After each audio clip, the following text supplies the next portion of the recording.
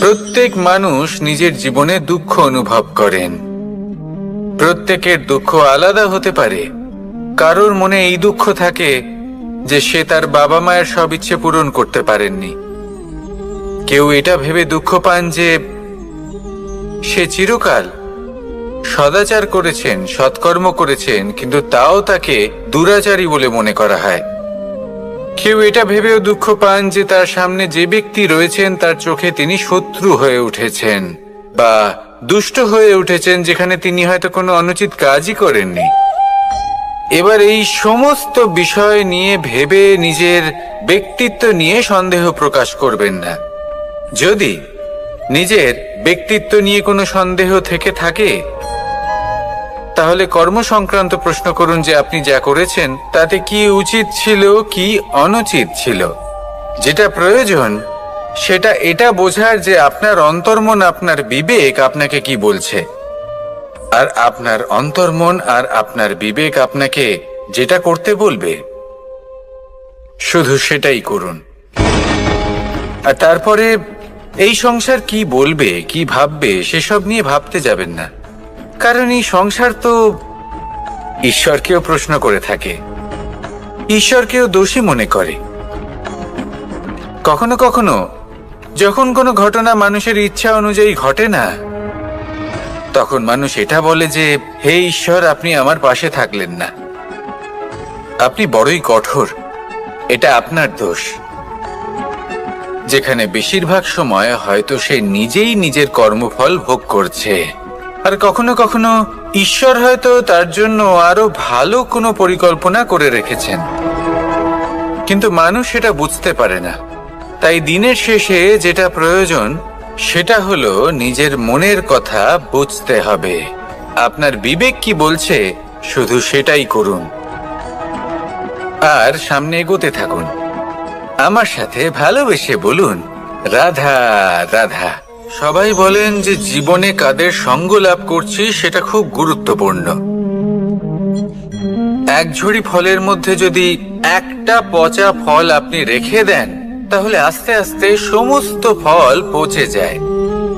সেই জন্য কথায় আছে যে কুসঙ্গ থেকে দূরে থাকো। কিন্তু কি করা যায়? এই সংসার খুবই ছোট। যেখানে আমরা কাজ করি, যেখানে আমরা থাকি, যে পথে আমরা আসা যাওয়া করে থাকি, যে পথে আমরা ভ্রমণ করি, সেখানে এমন অনেক সংখ্যক ব্যক্তি থাকেন যাকে দেখে আমরা মনে করি যে এদের থেকে দূরে থাকতে হবে। তখন আমরা কি করতে পারি? তাদের কি আমরা পরিত্যাগ করব? তাহলে এই সংসারে এমন অনেক মানুষ আছেন, তাহলে কি সংসারই পরিত্যাগ করব? না, সেই ফলের মতন হবেন না যারা একটি পচা ফলের উপস্থিতির জন্য নিজেরাও নষ্ট হয়ে যান। বরং হয়ে উঠুন চন্দন বৃক্ষের মতন, যেটা আসলে সাপেদের বাসস্থান, যেখানে অনেক সংখ্যক অত্যন্ত ভয়ানক বিষধর সাপ থাকে। তারপরেও এই চন্দন, সে কিন্তু নিজের শ্রেষ্ঠত্ব হারায় না, এর মূল্য কিন্তু সেই একই থাকে। মনে রাখবেন, এই সংসারে নিজের সঙ্গ বদলানোর পূর্বে নিজেকে বদলান।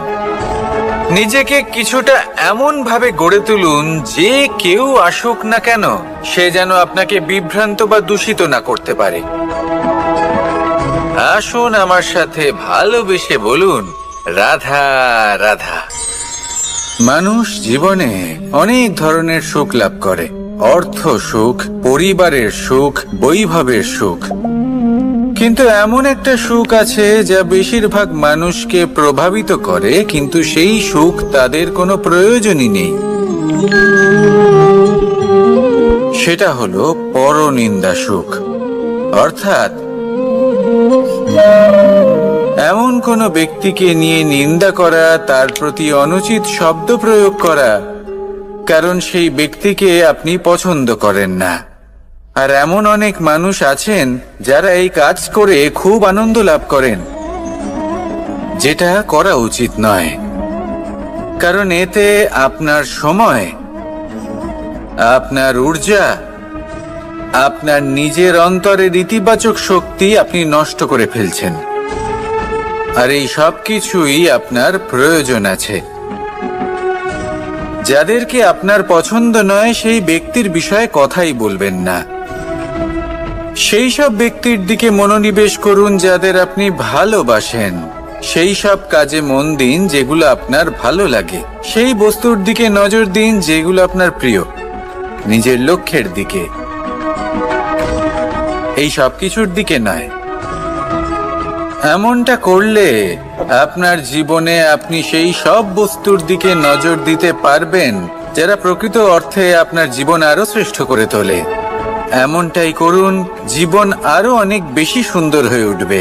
আর তখন এই মন প্রসন্ন হয়ে বলবে, রাধা রাধা। আজ আমরা আবার সাফল্য আর অসফলতার বিষয়ে কথা বলবো। সফল ব্যক্তি কে হয় এবং অসফল ব্যক্তি কে হয়, এই বিষয়ে আমরা আগে অনেকবার কথা বলেছি। প্রত্যেক ব্যক্তি সাফল্য লাভ করতে চান, কিন্তু প্রত্যেক ব্যক্তি সাফল্য লাভের এই কাজে সফল হতে পারেন না। এবার এটা কেন হয়, এর পেছনে কারণটা কি?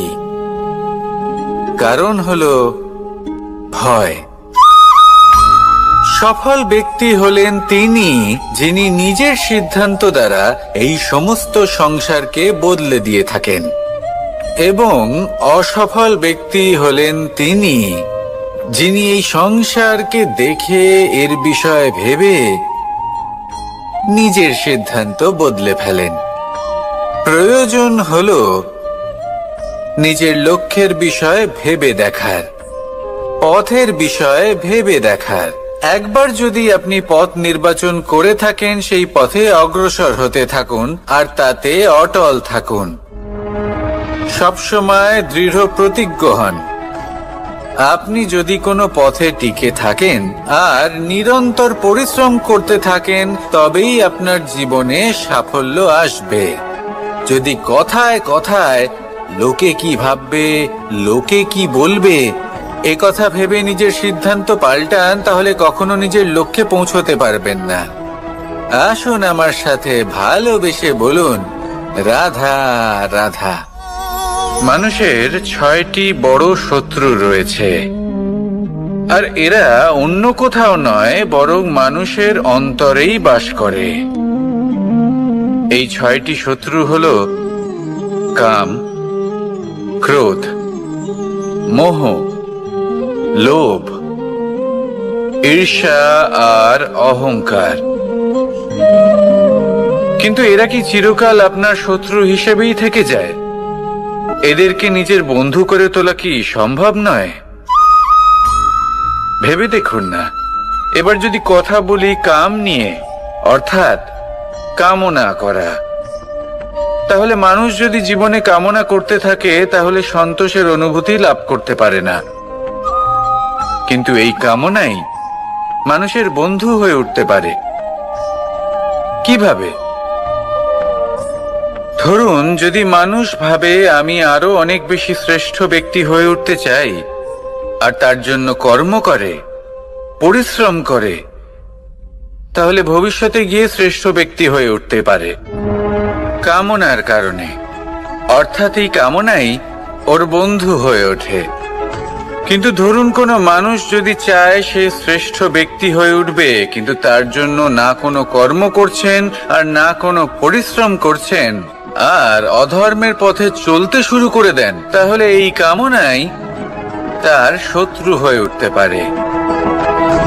এবার যদি এই কামনাকে নিজের বন্ধু করে তুলতে হয়, তাহলে নিজের নির্বাচনে বিচক্ষণ হতে হবে, নিজের মস্তিষ্কের ওপর নিয়ন্ত্রণ রাখতে শিখতে হবে।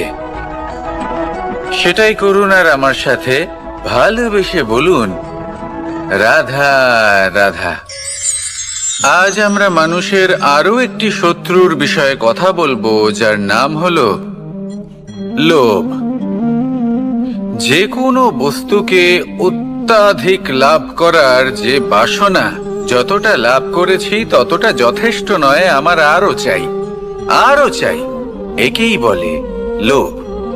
এবার এই লোভ আপনার জীবনে শুভ না অশুভ, আপনার মিত্র নাকি আপনার শত্রু, সেটাও নির্ভর করছে আপনার উপর। যেমন ধরুন, কোনো ব্যক্তির অসম্ভব ধনের লোভ, সে সেটা অর্জন করছে আর সেটা সংগ্রহ করছে, আর সেটা লাভ করার জন্য সে অনৈতিক কাজ করছে। যদি এই সব হতে থাকে তাহলে লোভ কিন্তু আপনার পক্ষে অত্যন্ত ক্ষতিকারক।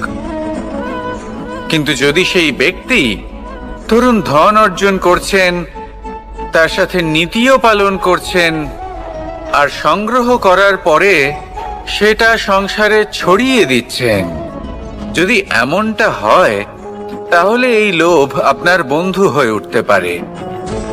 যদি আপনার সৎসঙ্গ লাভ করার, সৎকর্ম করার লোভ থাকে, তাহলে আপনি কখনো একা থাকবেন না। যদি ভালোবাসা প্রদান করার লোভ থাকে, এই সংসারকে সাহায্য করার লোভ থাকে, তাহলে এই লোভ যা সংসারের শত্রু, সেটা কিন্তু আপনার সাথে পরমাত্মার মিলন ঘটাতে পারে। এবার এই লোভকে নিজের মিত্র করে তুলবেন নাকি শত্রু করে তুলবেন, সেই সিদ্ধান্ত আপনারই। আসুন আমার সাথে ভালোবেসে বলুন, রাধা রাধা। কখনো এই প্রকৃতির দিকে তাকিয়ে থাকবেন। এই প্রকৃতি অনেক ধরনের শিক্ষা দেয়। কোন একটা গাছকে দেখুন কিভাবে সে মাটি থেকে জল শুষে নেয়।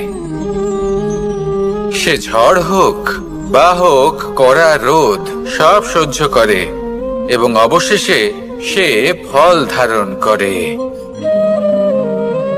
আর সেই ফল উৎপন্ন করার পরে সে ফল কিন্তু সে নিজে গ্রহণ করে না, এই সংসারকে প্রদান করে, যাতে পশু পাখি মানুষ তারা এই ফল গ্রহণ করে শক্তিশালী হয়ে উঠতে পারে, সুস্থ থাকতে পারে। সেভাবেই নদী, সরোবর এরা নিজেরাও কিন্তু নিজেদের জল গ্রহণ করে না, মাটিকে প্রদান করে, পশু পাখিকে প্রদান করে। সূর্য নিজেও নিজের জন্য প্রজ্বলিত হয় না, সে প্রকাশ ছড়িয়ে দিতে চায় আমাদের সবার কাছে, সে আলো পৌঁছে দিতে চায়। এই প্রত্যেকের কর্মে পরমার্থ নিহিত আছে, আর সেই জন্যই এদের সকলকে পুজো করা হয়। তাই মনে রাখবেন, আপনার কাছে জীবন যাপনের অতিরিক্ত যা কিছুই আছে তা পরমার্থের জন্য। তাহলে তার সদ্ব্যবহার করুন আর আমার সাথে ভালোবেসে বলুন, রাধা রাধা। পরিবর্তন, এটা হলো সৃষ্টির অমূল্য নিয়ম। এই সংসারে সবকিছু সময়ান্তরে পরিবর্তিত হয়, এই সময়ও পরিবর্তিত হয়। পরিবর্তন চিরকাল হয়ে এসেছে আর চিরকাল হতে থাকবে। কিন্তু এবার আমরা সেই পরিবর্তন কিভাবে লাভ করব, যেটা আমাদের প্রয়োজন, যেটা আমরা চাই। আমরা জীবনে বিকাশ চাই। এই বিকাশ কিভাবে লাভ করতে পারি? এই প্রকৃতি কিন্তু আমাদের অত্যন্ত উত্তম উদাহরণ দিয়ে বুঝিয়েছে। একটি বিন্দুর উদাহরণ দিয়েছে, যা ভবিষ্যতে একটা বিশাল নদীর আকার ধারণ করে। এটা কিভাবে হয়? মেঘ থেকে একটি বিন্দু ঝরে পড়ে সেই পর্বতের ওপর যেখানে হিম আছে। সেই হিমের সংস্পর্শে আসা মাত্র সেই বিন্দুর সাথে আরো বেশ কিছু বিন্দু যুক্ত হয়। তারপর তারা অগ্রসর হয়, আরো কিছু বিন্দু যুক্ত হয়, আস্তে আস্তে একটা ক্ষীণ ধারার রূপ ধারণ করে, এবং সেটাই ভবিষ্যতে আরো এগোতে থাকে। অনেকটা যাওয়ার পর যখন অনেক সংখ্যক বিন্দু একসাথে যুক্ত হয়, তখন সেটা বিশাল নদীর আকার ধারণ করে। এবার আমরা মানুষ বলে আমাদের সাথে এই নিয়মের অন্যথা হয় তা নয়। আমরাও এই প্রকৃতির অংশ, আমাদের ক্ষেত্রেও একই নিয়ম প্রযোজ্য। যখন পরিশ্রম করে অনেক সংখ্যক বিন্দু আমরা একত্রিত করব, তখনই পরিবর্তনের নদী প্রবাহিত হবে। প্রয়োজন হলো নিরন্তর পরিশ্রম করা এবং ধৈর্য ধরা। এটা করতে থাকুন জীবনে সবকিছু লাভ করতে পারবেন, কারণ প্রকৃতি আমাদের এটাই শিখিয়েছে, আর আমরা এই ব্রহ্মরই একটি অংশ, যার দ্বারা এই ব্রহ্মাণ্ড নির্মিত। আসুন আমার সাথে ভালোবেসে বলুন, রাধা রাধা। আমরা সকলে সামাজিক জীব। মানুষের সাথে দেখা সাক্ষাৎ করা এটা চিরকালই চলতে থাকে। আমরা কখনো কাউকে উপহার দিই, আবার কখনো কেউ আমাদের উপহার দেয়। কখনো কি এমন হয়েছে যে আপনি কাউকে একটা উপহার দিয়েছেন, কিছু সময় পরে বা কিছু মাস পরে সেই উপহারই ঘুরে ফিরে আপনার কাছেই এসেছে, অর্থাৎ সেই বস্তুটাই আপনার কাছে আবার ফিরে এলো? এরকম হয়। ছেলেবেলায় একদিন একজনের বিবাহ ছিল, তখন মা তাকে একটা উপহার দিতে চাইছিলেন।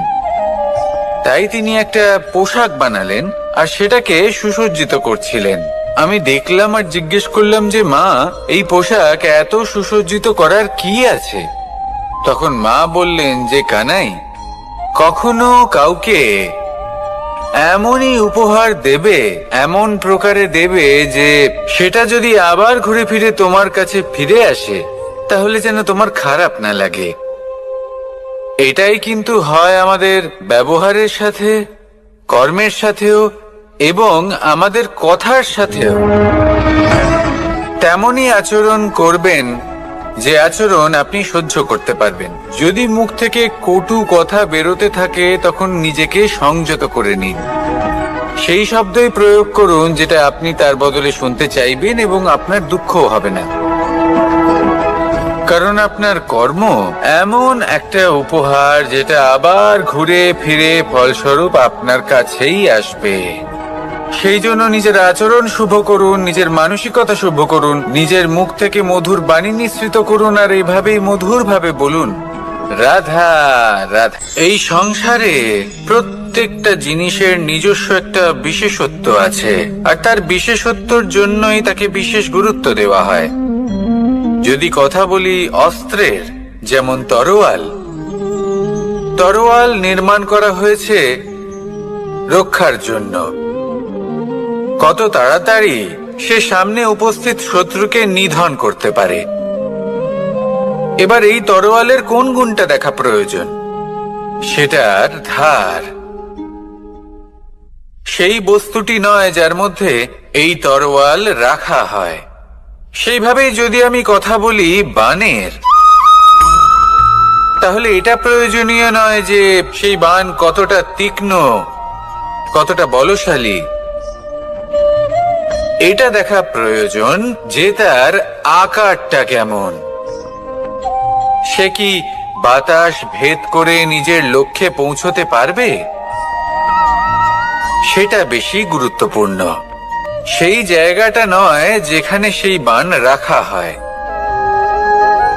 ঠিক সেইভাবে যদি আপনি কোনো মানুষেরই মূল্য বুঝতে চান, তাকে পরখ করে দেখতে চান, তাহলে তার জাতি, তার ধর্ম, তার রূপ, তার আকার, সেগুলো দেখে তাকে পরখ করতে চেষ্টা করবেন না।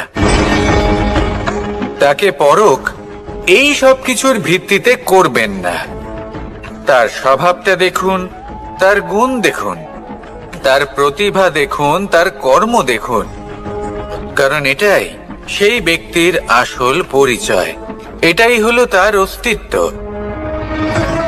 যখনই আপনি কোনো নর্তককে শ্রেষ্ঠ নৃত্য প্রদর্শন করতে দেখেন, তখন আপনি কিন্তু এটা ভাবেন না যে সে কোথা থেকে এসেছে, সে কি খায়, ওর বন্ধু বান্ধব কারা।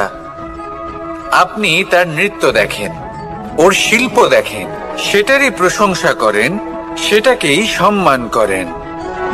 সেইভাবে এই সংসারে সকলকে সম্মান করুন। আর এই সম্মানের আধার হওয়া উচিত তার গুণ, তার স্বভাব, তার কর্ম, তার রূপ আর তার বেশভূষা নয়। আসুন আমার সাথে ভালোবেসে বলুন, রাধা রাধা। এই সংসার বলে যে কৃষ্ণ হলো মহাযোগী। কেউ বলে যে কৃষ্ণ হলো সাংখ্যযোগের প্রবর্তক, কেউ বলে ভক্তি যোগের, কেউ বলে জ্ঞান যোগের, কেউ কেউ এটা মনে করেন যে অষ্টাঙ্গ যোগের প্রভু হলাম আমি। কিন্তু এই যোগ আসলে কি? যোগ বিষয়টাকে বোঝা খুব একটা কঠিন নয়, কিন্তু সেই যোগকে নিজের যাপনের অংশ করে তোলা হলো অত্যন্ত কঠিন, আর তার জন্য প্রয়োজন অভ্যাস।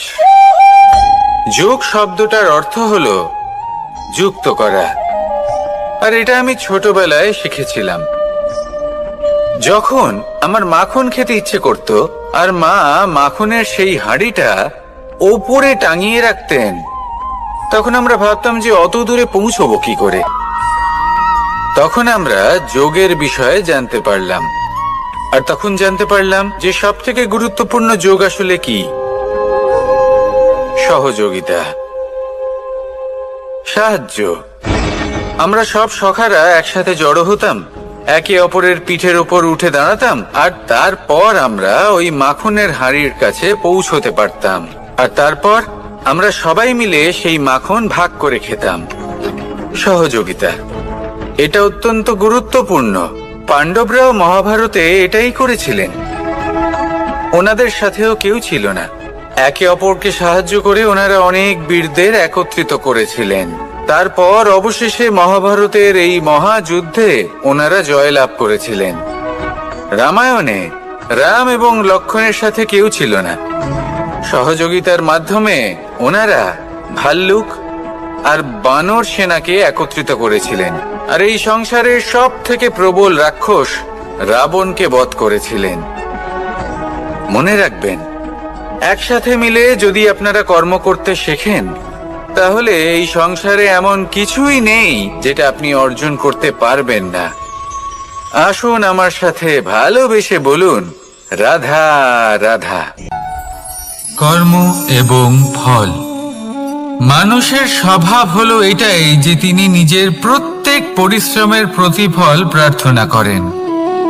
বেশিরভাগ সময় এই ফলাফলের চিন্তা করতে করতে, কল্পনা করতে করতে উনি কর্ম করতে থাকেন যে আমি এই কাজটা করলে এই ফল পাবো। সেই সব কল্পনা করতে থাকেন যা না তার হাতে আছে, না আছে অধিকার, আর না আছে নিয়ন্ত্রণ। উনি শুধু নিজের কর্ম করতে পারেন। উনি কি ফল পাবেন তা তার হাতে কখনোই নেই। তাই আপনিও শুধুমাত্র কর্ম করতে থাকুন, ফলের চিন্তা করবেন না। মনে রাখবেন, শিকড় এবং শাখা যেভাবে একে অপরের সাথে জড়িয়ে, সেইভাবেই একে অপরের সাথে জড়িয়ে কর্ম এবং ফল। যেরকম কর্ম আপনি করবেন, সেরকম ফল আপনি অবশ্যই পাবেন। তাই এই ফলের আশায় কর্মের সময় কখনোই নষ্ট করবেন না, কারণ যে ব্যক্তি সময় নষ্ট করেন, সময় সেই ব্যক্তিকে অবশ্যই নষ্ট করে দেয়।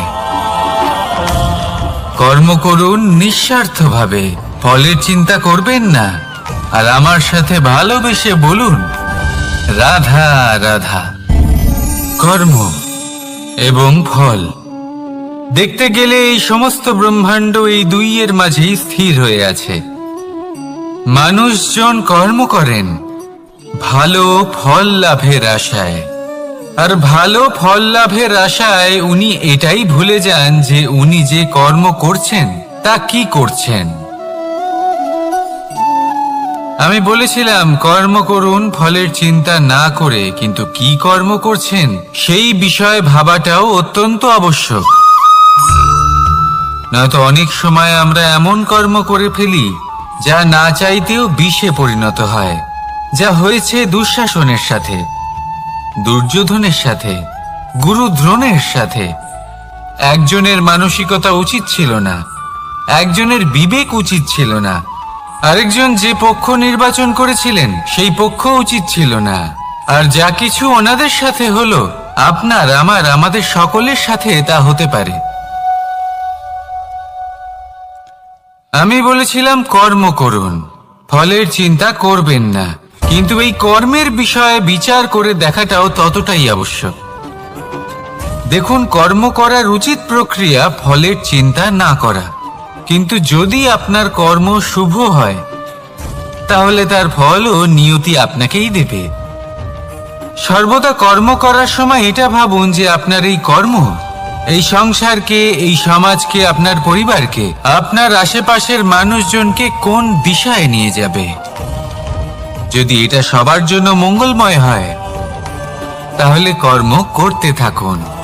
আর হ্যাঁ, নিশ্চিত রূপে ফলের চিন্তা করবেন না।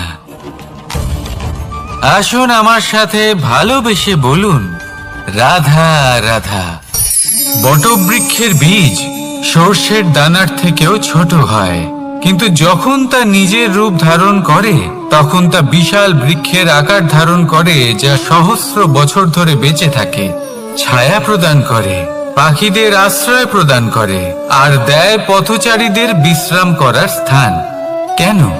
কারণ সেই ছোট বীজ তা মাটির ভেতরে গিয়ে নিজের খোলস ত্যাগ করে। অন্ধকারে থাকে সে, যতই আলো আসুক না কেন, যতই বর্ষা আসুক না কেন, সব সহ্য করে। আর তারপরে একটা চারা গাছ অঙ্কুরিত হয়, তারপর ধীর গতিতে একটা বিশাল বৃক্ষতে পরিণত হয়। দেখুন, জীবনে কঠিন সময় আসে, এই জন্য নয় যে আপনি হার মেনে নেবেন। এই জন্য আসে যাতে আপনি ভবিষ্যৎ নির্মাণের জন্য নিজেকে তৈরি করতে পারেন। যদি কঠিন সময়ে আপনি ওই বীজের মতো দৃঢ় হয়ে থাকতে পারেন, তাহলে আপনিও একদিন সেই বিশাল বৃক্ষের মতো নিজের অস্তিত্ব গড়ে তুলতে পারবেন, যা সহস্র বছর পর্যন্ত মনে রাখা হবে। আসুন আমার সাথে ভালোবেসে বলুন, রাধা রাধা। এই ব্রহ্মাণ্ড কত বৃহৎ, তাই না? যার সম্মুখে এই পৃথিবীকেও একটা বিন্দুর মতো মনে হয়। আর এই পৃথিবীতে আমরা কে হই, আমাদের আকার কিরকম, আমাদের অস্তিত্বই বা কি? যখন আমরা এভাবে ভাবি তখন মনে হয় আমরা কিছুই নই। তা আমরা যখন কিছুই নই, তাহলে আমরা এত চিন্তা করি কেন? কি ভেবে ভয় পাই? কাকেই বা এত ভয় পাই? কে আমাদের মারতে পারে আর কেই বা আমাদের জন্ম দেবে? আত্মার আসলে না কখনো জন্ম হয় আর না কখনো মৃত্যু। আত্মা শুধুই শরীর বদল করে। আপনি, আমি, আমরা সকলে এই শরীর নয়, আমরা হলাম আত্মা, যা হলো পরম আত্মার পরম অঙ্গ। সেই জন্য মনে রাখবেন, বাইরের কোথাও দেখবেন না, নিজের অন্তরের গভীরে গিয়ে দেখুন, আত্মাকে উপলব্ধি করতে শিখুন। ক্লেশ, ভয়, চিন্তা, এই সব কিছুর থেকে নিজেকে দূরে রাখুন, তাহলেই উপলব্ধি করতে পারবেন পরমাত্মা কে। তাহলে আসুন আমার সাথে ভালোবেসে বলুন, রাধা রাধা। পরিবর্তন এই সংসারের শাশ্বত নিয়ম। কোন রাজা নেই যিনি চিরকাল রাজা থাকেন, কোন ধনী ব্যক্তি নেই যিনি চিরকাল ধনী থাকবেন। এই সংসারে সূর্যের স্থান নেওয়ার জন্য চন্দ্রিমার আগমন ঘটে। কোন স্থান যাকে পতিত বলা হয়েছিল, সেখানে মহল তৈরি হয়েছে। কোন স্থান যাকে আজ মলিন বলা হয়েছে, কাল সেখানে মন্দির স্থাপন হতে পারে। কোন ঋতু চিরকালের জন্য থাকে না, কখনো সময় চিরকাল একরকম থাকে না। আজ যা আপনার কাছে রয়েছে, কাল অন্য কারোর ছিল। আজ যে আপনার কাছে রয়েছে, কাল তা অন্য কারোর কাছে চলে যাবে। আপনার সাথে কিছু থাকলে তা হলো আপনার কর্ম, কিন্তু সেই কর্মের পরিণামও আপনার নয়। আপনি শুধু কর্ম করুন, বাকি সবকিছুই পরিবর্তনশীল। কিন্তু সেই পরিবর্তনকে দেখে ভয় পাওয়ার প্রয়োজন নেই, তাকে স্বাগত জানান। যদি আপনি হাসি মুখে সেই পরিবর্তনকে স্বাগত জানান, তাহলে এই পরিবর্তনও হাসি মুখে আপনার সাথে থাকবে। আসুন আমার সাথে ভালোবেসে বলুন, রাধা রাধা। সঞ্চয় মানুষের যখন থেকে বোধ বুদ্ধি হয়, সঞ্চয় করতে আরম্ভ করে দেন। সঞ্চয় করতে থাকেন ভোজনের, সঞ্চয় অর্থের, সঞ্চয় শক্তির। নিজের জন্য করেন, নিজের পরিবারের জন্য করেন, নিজের স্ত্রীর জন্য করেন, সন্তানের জন্য করেন, সন্তানের সন্তানের জন্য সঞ্চয় করেন। সঞ্চয় করার জন্য ওনার কাছে অনেক কারণ রয়েছে, কারণ উনি এটা ভাবেন যে এই সঞ্চিত শক্তির জন্য কেউ ওনার কোনো ক্ষতি করতে পারবে না। মানুষ ভুলে যান একটা গুরুত্বপূর্ণ কথা, এই সত্য, উনি এই সংসারে খালি হাতেই এসেছিলেন, আর এখান থেকে ওনাকে খালি হাতেই যেতে হবে। যা এখানকার তা এখানেই থেকে যাবে। আর যদি কিছু ওনার সাথে যায় তা হলো ওনার কর্ম, আর কিচ্ছু নয়। তাই যদি কিছু অর্জন করতে চান তাহলে শুভ কর্ম অর্জন করুন, আত্মশক্তি অর্জন করুন, কারণ পরলোকে এটাই হবে আপনার সম্পত্তি। তাহলে কি এটা আপনি অর্জন করতে চান না? আসুন আর আমার সাথে ভালোবেসে বলুন, রাধা রাধা। সদিচ্ছা। দেখতে গেলে 3 অক্ষরে তৈরি এই শব্দ, কিন্তু সমস্ত ত্রিলোক তার উপরেই আধারিত। আপনি এই সংসারে এসেছেন, তখন অবশ্যই শ্বাস নেবেন, কিন্তু তার বদলে আপনাকে কিছু তো দিতেই হবে। আপনার উপর নির্ভর করছে আপনি কি দেবেন। কি দেবেন এই সংসারকে, এই সমাজকে, নিজের পরিবারকে, আর তার বদলে কি নেবেন? যশ নাকি অপযশ? দেখুন, এক ছিল রাবণ, যে কিনা সমুদ্র পার করলো সীতাকে অপহরণ করার জন্য, আর এক ছিলেন রামচন্দ্র, যিনি সমুদ্র পার করেছিলেন, সেতু বানিয়ে গিয়েছিলেন সীতাকে ফিরিয়ে নিয়ে আসার জন্য।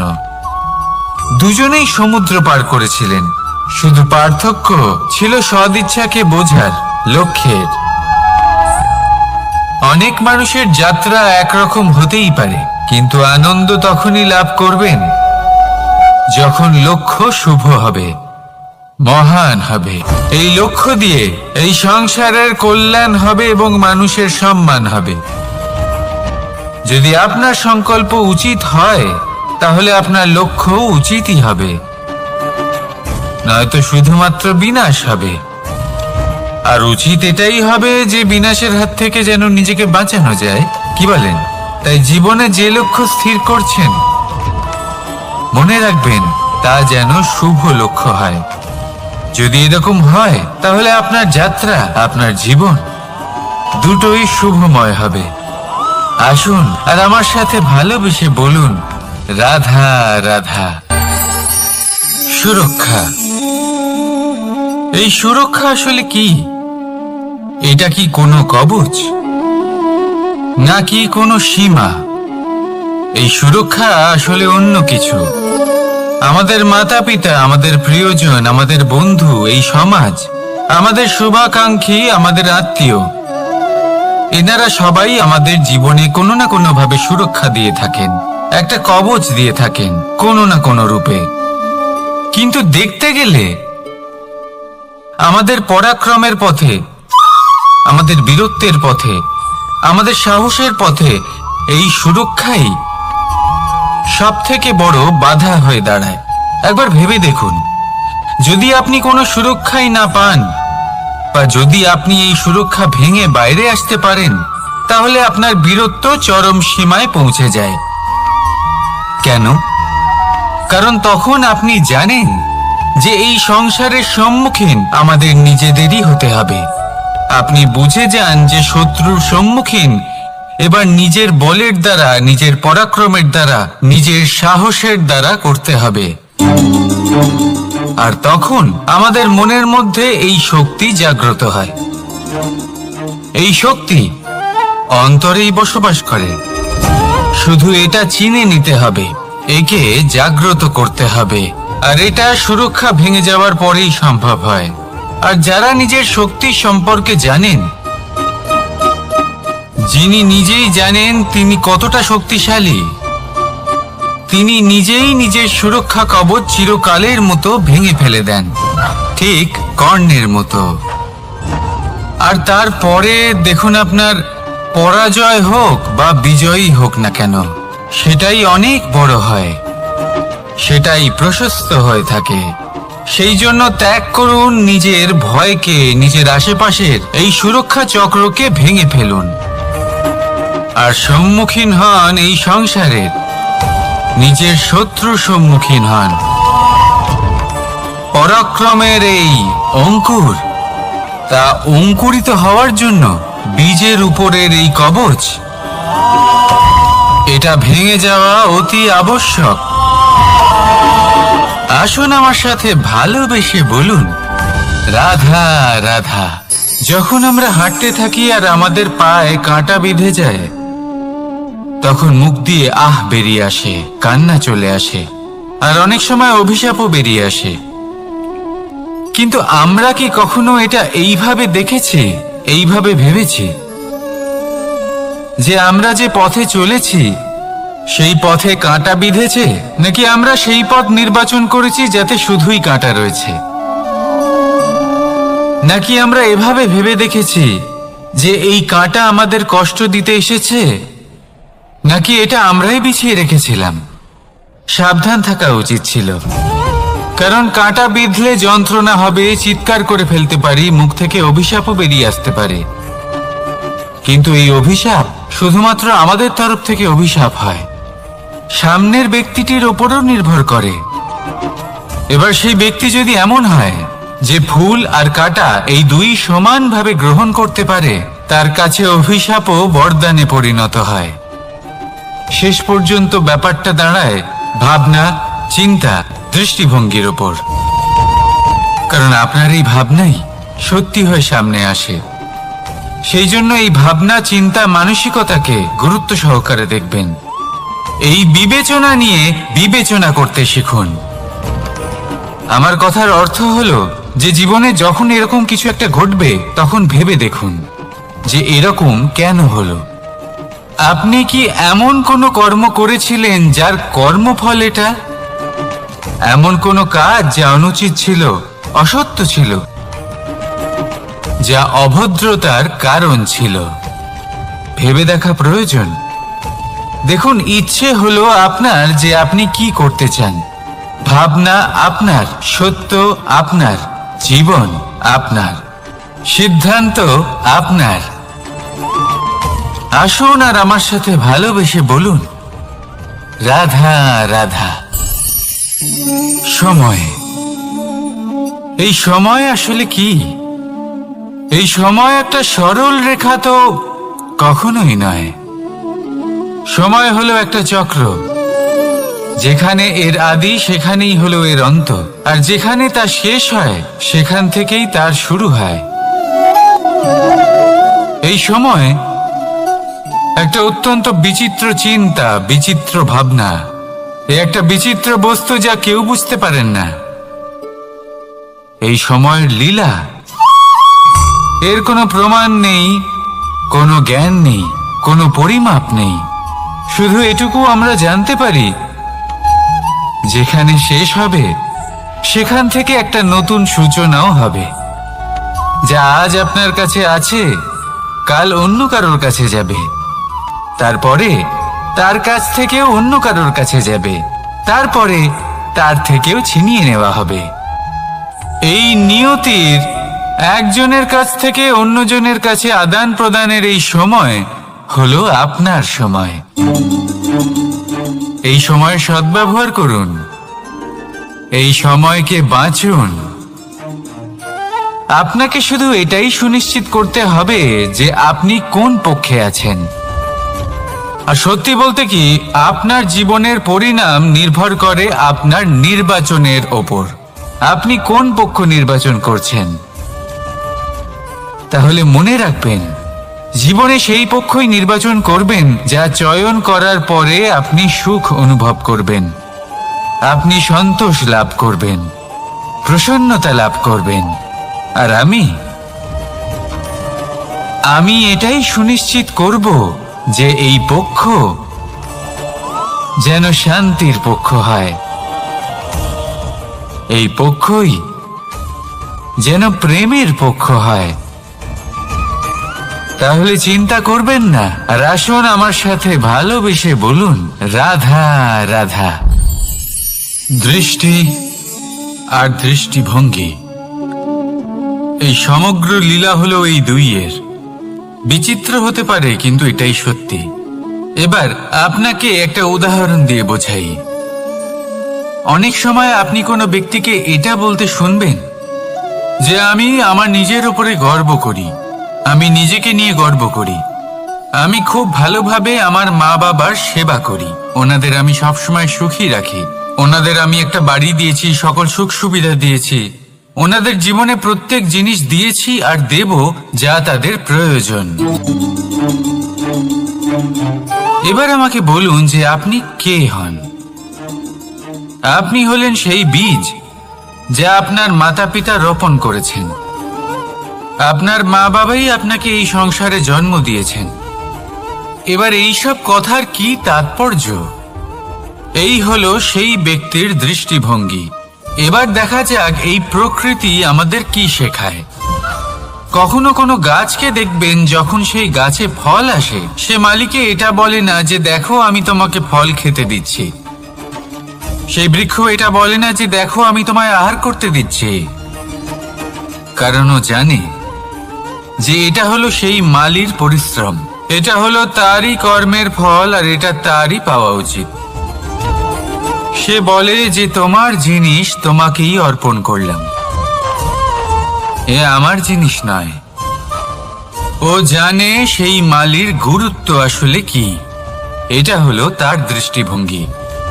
সেজন্য আপনি জীবনে কোন ব্যক্তির মধ্যে, কোন পশু পাখির মধ্যে, কোন প্রাণীর মধ্যে, কোন পরিস্থিতিতে, কোন আবেগের মুহূর্তে কি দেখতে পাচ্ছেন, সেটা আপনার দৃষ্টিভঙ্গির উপরে নির্ভর করছে।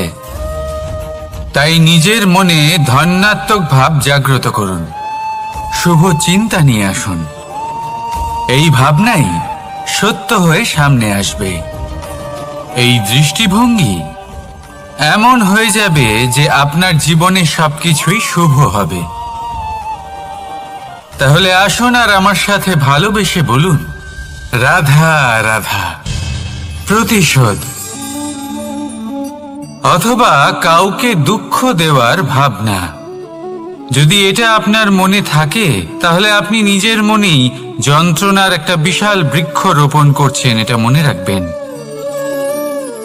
কারণ কাউকে দুঃখ দেবার এই ভাবনা, এটা হলো সেই বীজ যা আপনার মনেই পতিত হবে, আপনার মনেই অঙ্কুরিত হবে, আর আপনার মনেই একটা বিশাল বৃক্ষরূপে বেড়ে উঠবে। জীবন আপনার, কর্ম আপনার, কাউকে দুঃখ দেবার ভাবনা আপনার ছিল, এই বৃক্ষ হলো আপনার, তাই এর ফলও আপনিই পাবেন, যা গ্রহণও আপনাকেই করতে হবে। মনে রাখবেন, যে মানুষ এটা ভাবে যে আমি ওকে দুঃখ দেব, ওকে কষ্ট দিতে চাই আমি, সেই মানুষই দুঃখ আর কষ্ট পেয়ে থাকে। যদি সেই জায়গায় আপনি এটা ভাবেন যে আমি কাউকে সুখী করে তুলতে চাই, কাউকে সুখ প্রদান করতে চাই, তাহলে তারও বীজ আপনার মনেই রোপণ হবে, বৃক্ষে পরিণত হবে, যার ফলও আপনিই পাবেন। এখানে বিষয়টা হলো শুধু মানসিকতার চিন্তা, যা সত্য হয়ে আপনার সামনে আসে। তাহলে এই মানসিকতা শুভ করুন, সবার জন্য মঙ্গল কামনা করুন। অন্যের মনে আপনার জন্য ভালো চিন্তা থাকুক বা না থাকুক, আপনি সবার জন্য শুভ চিন্তা করে কর্ম করতে থাকুন, তাহলে আপনার সাথেও ভালোই হবে। তাহলে আসুন আর আমার সাথে ভালোবেসে বলুন, রাধা রাধা। সুখ আর অভিজ্ঞতা, এই দুই জীবনে একসাথে কখনোই আসে না। মনে রাখবেন, যেখানে সুখ থাকে সেখানে অভিজ্ঞতা থাকে না, আর যখন এই সুখ আমাদের জীবন থেকে দূরে চলে যায়, তখন আমাদের জীবনে আসে এই অভিজ্ঞতা। পরমাত্মা, প্রকৃতি, নিয়তি এই অভিজ্ঞতাকে আমাদের জীবনে পাঠান, যাতে আমরা একটা অত্যন্ত গুরুত্বপূর্ণ শিক্ষা, একটা জ্ঞান প্রাপ্ত করতে পারি। এই অভিজ্ঞতা আমাদের শেখায় যে অতীতে এমন কি হয়েছিল যা আমাদের করা উচিত হয়নি। আমাদের শেখায় ভবিষ্যতে এমন কি আছে যা আমাদের করা উচিত আর কি করা উচিত নয়।